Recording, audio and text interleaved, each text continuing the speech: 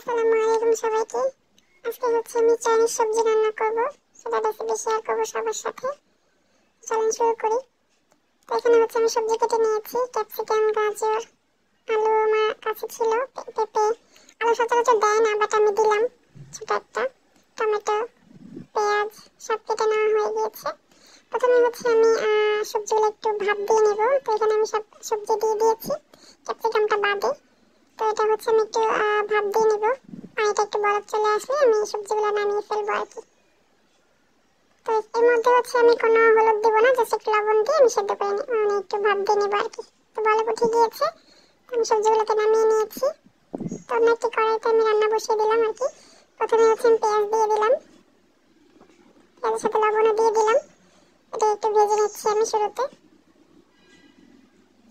Chinese সবজি আসলে অনেকভাবে রান্না করা যায়, আমি আমার মতো করে রান্না করছি। তো এখানে আমি কাঁচামরিচ একটু ফালি করে দিলাম, আর কিছুটা বাটা মশলা দিলাম, আদা রসুন জিরা বাটা এটাও দিয়ে দিলাম। ভালো করে মিশিয়ে নিচ্ছি। আমি আমার মতো করে ট্রাই করে দেখালাম আর কি, বিভিন্নভাবে রান্না করা যায়। এখানে ক্যাপসিকামও দিয়ে দিলাম এখন, আমি যেহেতু ক্যাপসিকামটা এখনো কাঁচা, আমি একটু ভেজে নেব মশলার সাথে। আর টমেটোগুলো অ্যাড করে দেবো এই পর্যায়ে। তো ভালো করে আমি একটু মিশিয়ে নিয়েছি। এই পর্যায়ে আমি সবজিগুলো দিয়ে দিলাম। অলমোস্ট বেশি সেদ্ধ করা লাগবে না। এখন পানি দিলাম, পানি দিয়ে আমি ভালো করে একটু মিশিয়ে নেব। অন্যদিকে আমি কর্নফ্লাওয়ার 1 টেবিল চামচ মতো কর্নফ্লাওয়ার একটু পানি দিয়ে গুলিয়ে রেখে দিলাম।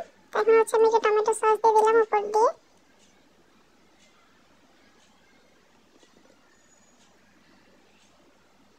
চাইলে দুধ ইউজ করতে পারেন, তারপরে বাদাম বাটা ইউজ করতে পারেন। আমি কর্নফ্লাওয়ার যেগুলো রেখেছিলাম সেটা দিয়ে দিয়েছি, কিছুটা ধনিয়া পাতা দিয়ে দিলাম।